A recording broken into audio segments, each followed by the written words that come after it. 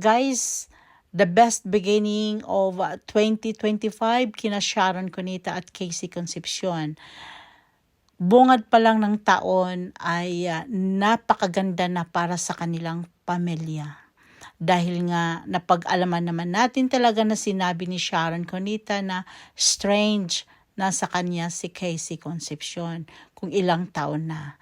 So, napakasarap para sa isang ina na binati siya ng kanyang minahal na anak, ang kanyang panganay na anak na si Casey Concepcion.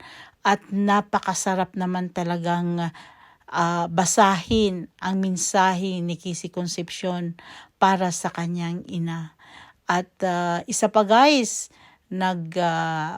paabot din ng mensahe, greetings, si Gabby Concepcion sa kanyang ka-dear heart na si Sharon Cunita.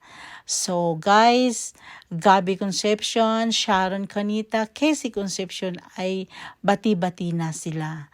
At kaumpisa pa nga lang ng taon ay napakagandang pasok para sa kanila. At naway matutuloy na talaga ang kanilang project, another project na sinasabi nila, binanggit nung nakaraang taon na mag-concert sila sa Australia at kasama na ang Middle East.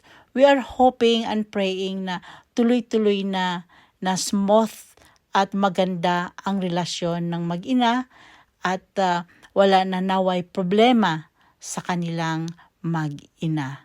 So guys, happy birthday megastar Sharon Cunita at